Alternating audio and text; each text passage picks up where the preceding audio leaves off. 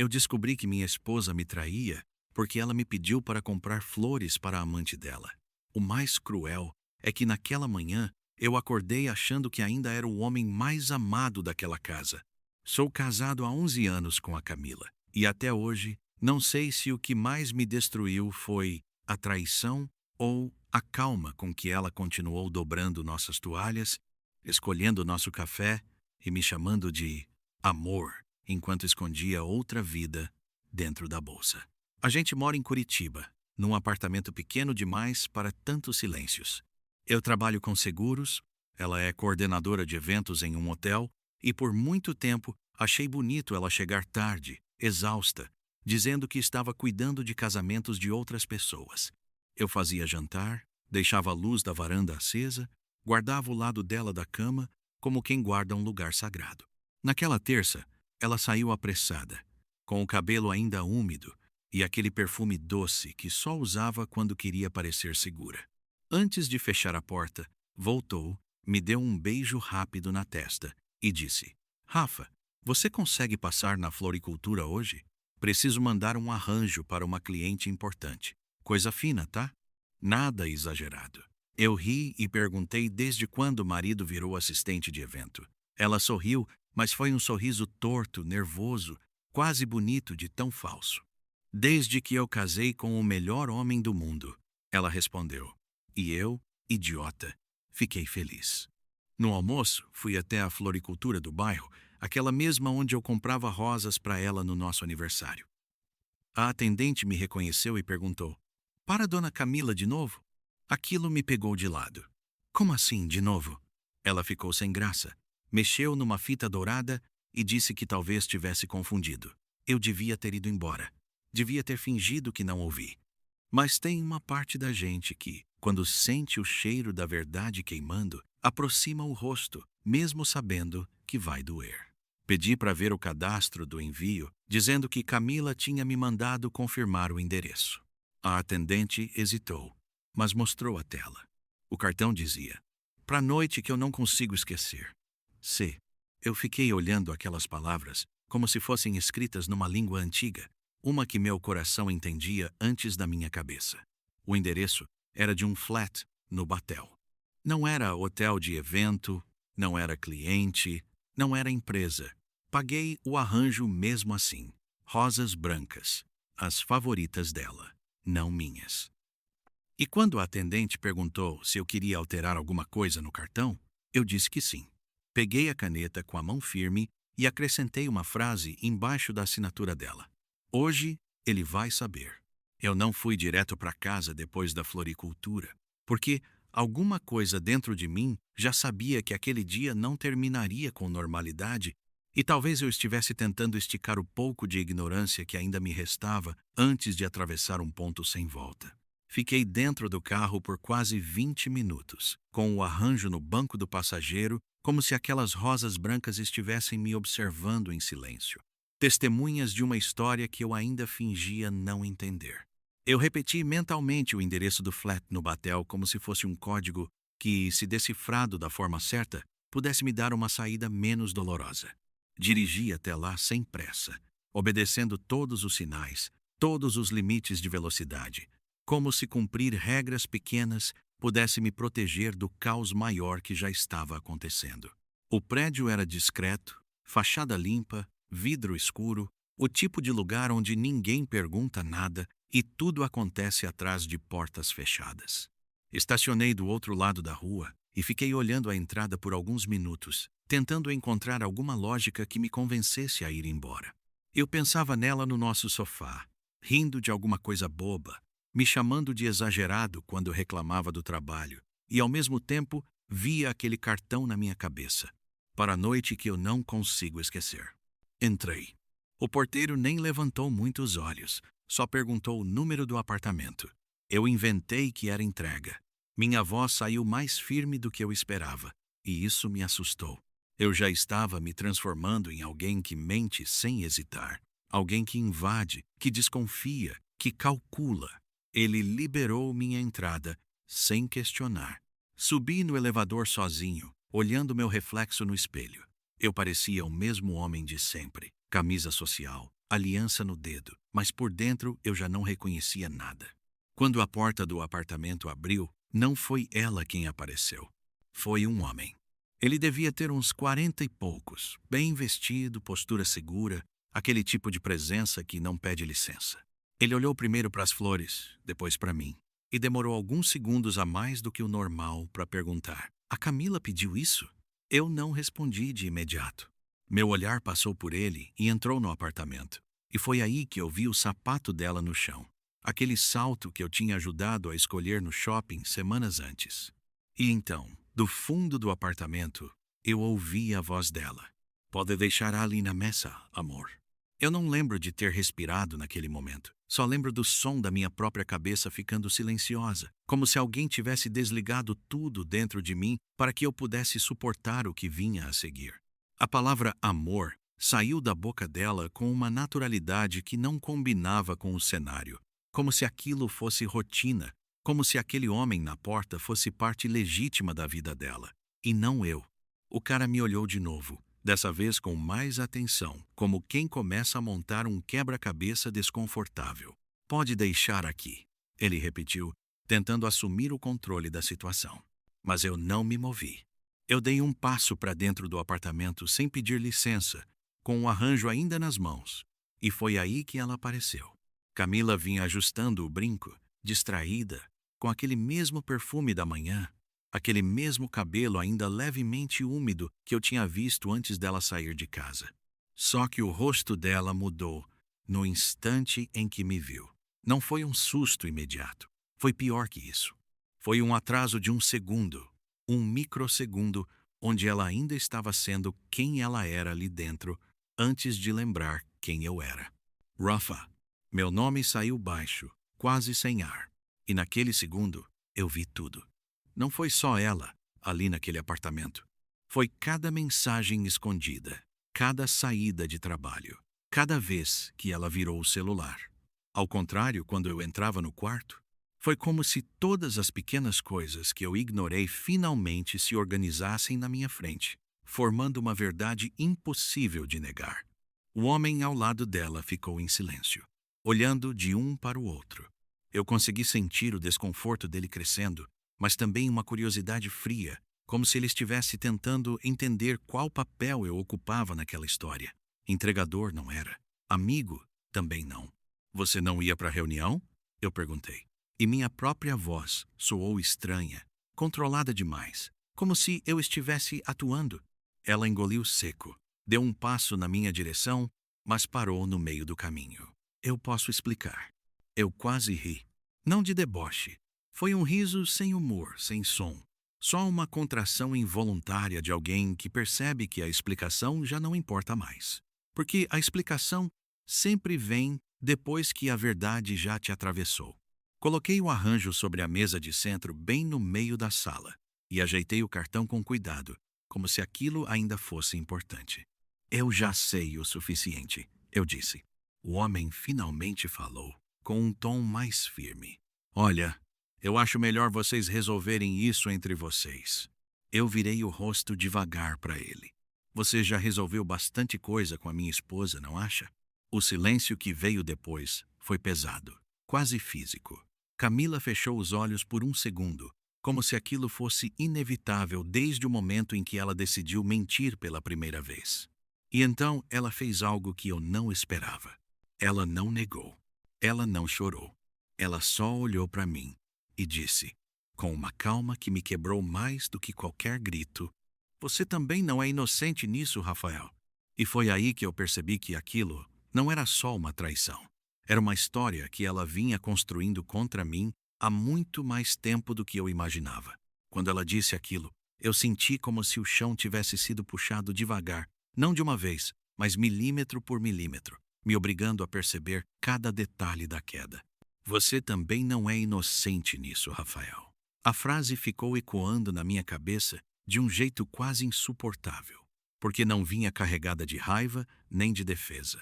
Vinha carregada de certeza. "Do que você está falando?"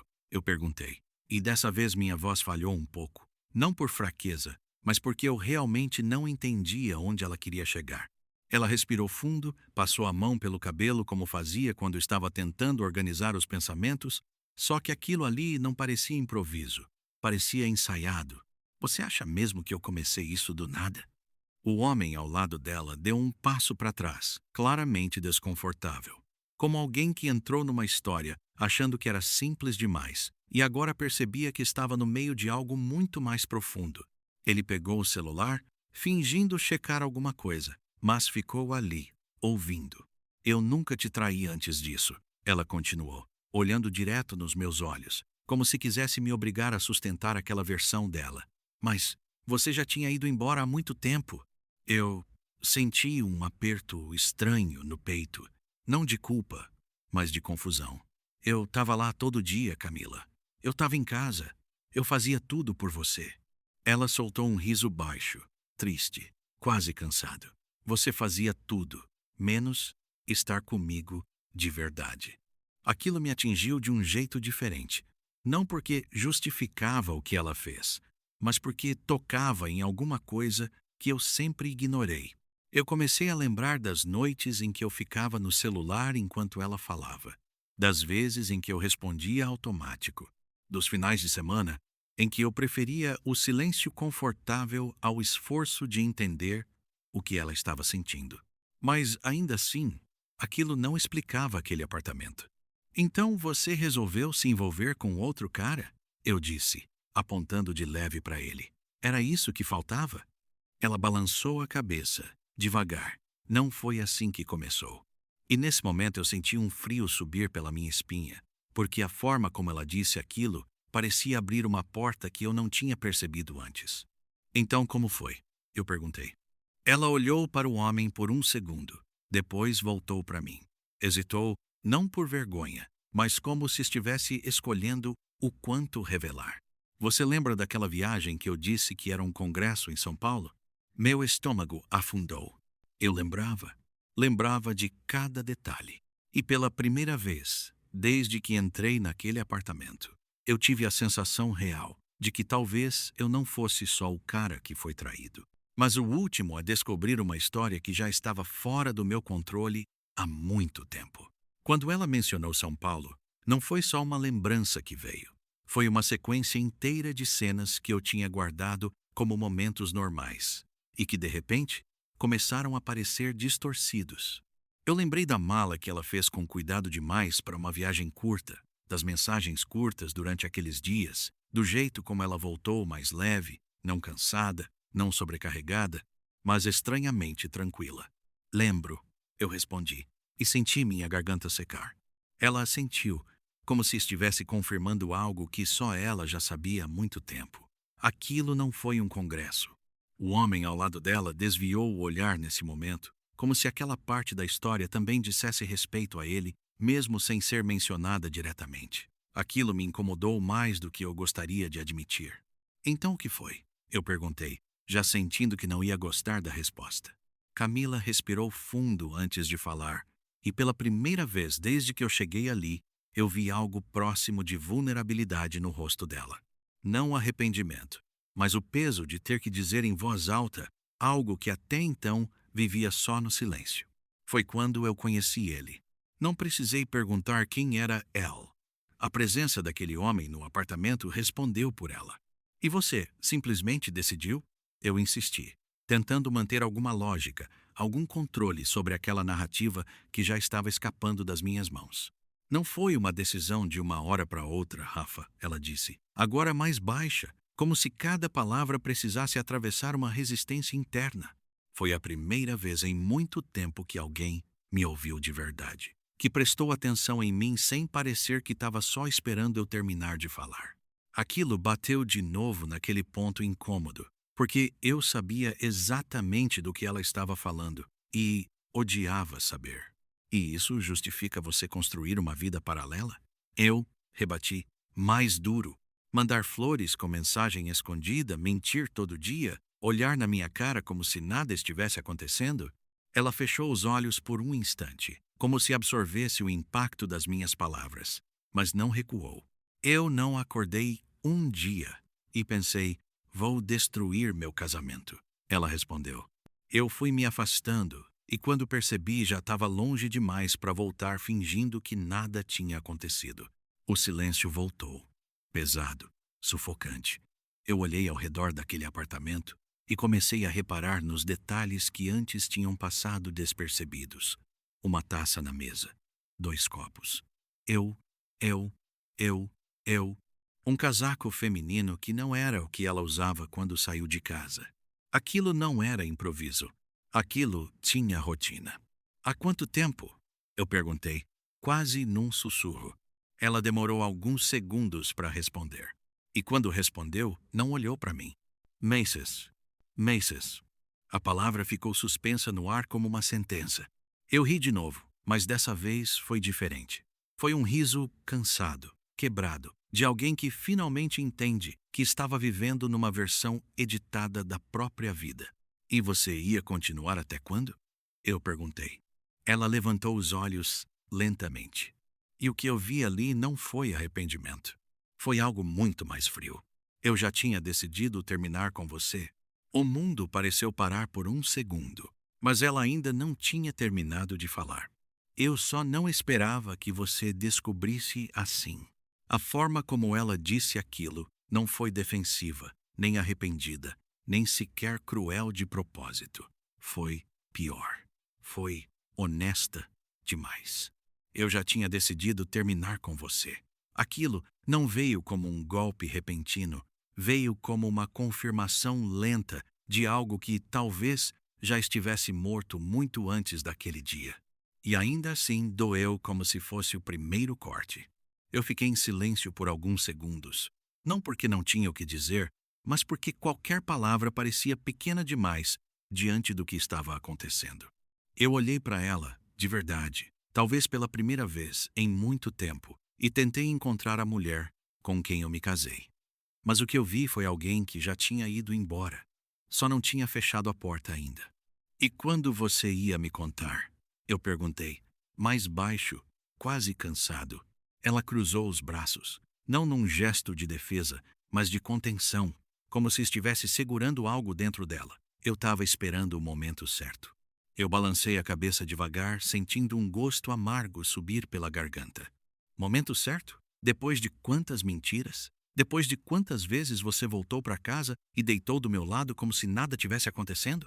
Ela não respondeu de imediato. O silêncio dela dessa vez não era vazio. Era cheio de coisas não ditas, de justificativas que talvez nem ela acreditasse mais. Eu tentei terminar antes, ela disse por fim, num tom mais baixo. Várias vezes. Mas você sempre puxava a gente de volta. E. Aquilo me confundiu. Puxava de volta como? Ela deu um passo mais perto, hesitante, como se estivesse se aproximando de algo perigoso. Você voltava a ser aquele cara do começo, atencioso, presente, fazia planos, falava da gente. E eu? Ela parou por um segundo, desviando o olhar. Eu não conseguia quebrar aquilo na hora. Eu senti algo estranho ali.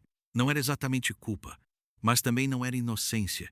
Era como se nós dois tivéssemos participado, de formas diferentes, da construção daquele fim. Então você resolveu viver 2 vidas até encontrar coragem? Eu disse. Ela não negou. O homem, que até então estava em silêncio, finalmente se mexeu, passando a mão pelo rosto, claramente desconfortável. Olha, eu acho que eu deveria sair isso aqui. Fica, eu interrompi, sem tirar os olhos dela. Você faz parte disso também. Ele travou por um segundo, sem saber se obedecia ou se saía.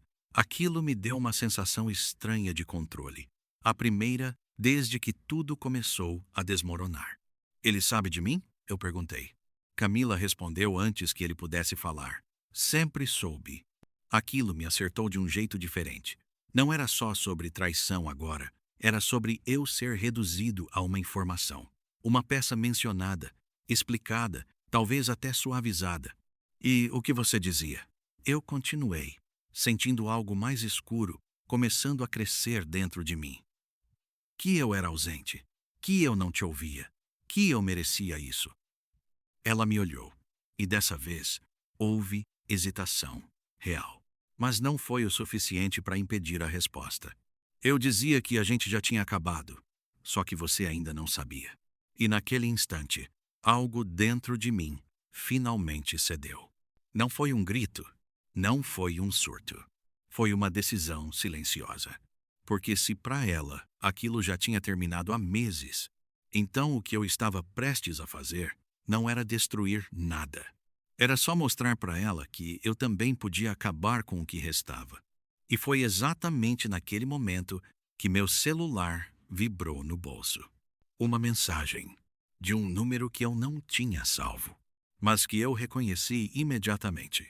O celular vibrou no meu bolso como se tivesse esperado exatamente aquele momento. Como se aquela história toda tivesse sido coreografada até o último detalhe. Eu não precisei olhar o nome salvo, porque não tinha nome. Mas eu reconheci o número. Reconheci pela sequência, pelos últimos dígitos que eu já tinha visto antes, numa noite em que o telefone dela tocou e ela virou a tela rápido demais.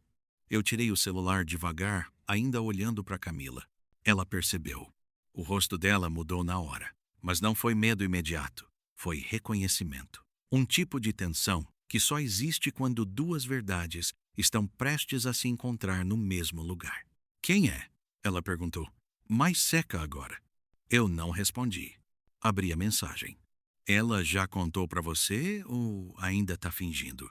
Meu coração não acelerou, ele afundou. Levantei os olhos devagar e encarei o homem ao lado dela. Ele também tinha percebido alguma coisa. Não sabia exatamente o que, mas sabia que não estava mais no controle da situação. Você não é o único, eu disse. O silêncio que veio depois foi diferente de todos os outros. Não era só pesado, era revelador. Como assim? Ele perguntou, franzindo a testa, pela primeira vez, sem aquela postura segura. Eu virei o celular na direção da Camila. E foi ali que eu vi algo que ainda não tinha visto nela desde que tudo começou. Medo. Rafa, ela começou, dando um passo na minha direção, mas eu levantei a mão, pedindo para ela parar. Não, eu disse, com uma calma que nem eu sabia de onde vinha. Agora você espera. Eu voltei a olhar para o homem. Qual é o seu nome mesmo? Eu perguntei. Ele hesitou por um segundo. Eduardo.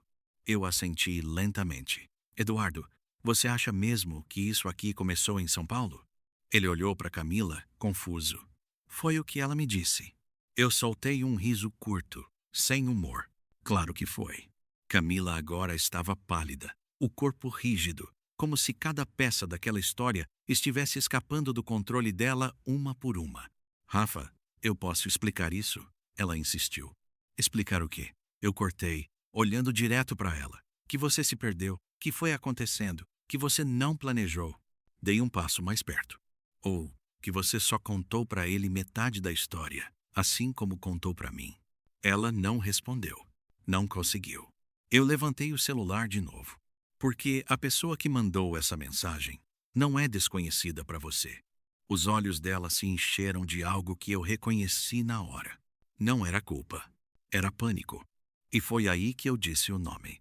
Um nome que não devia estar naquela história. Um nome que conectava tudo de um jeito que eu mesmo ainda não tinha conseguido aceitar completamente.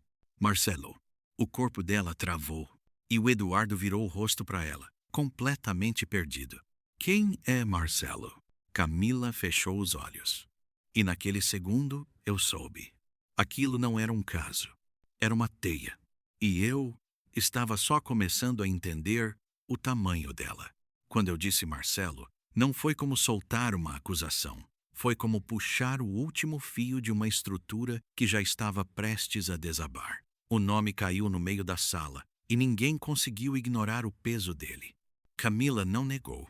Ela só ficou parada, os olhos fechados por alguns segundos longos demais, como se estivesse tentando voltar no tempo e impedir que tudo chegasse até ali. Mas não dava mais. Quem é Marcelo? O Eduardo repetiu, agora com a voz mais dura, menos confiante, olhando para ela como quem começa a perceber que também foi enganado. Ela abriu os olhos devagar e dessa vez não olhou para mim. Olhou para ele.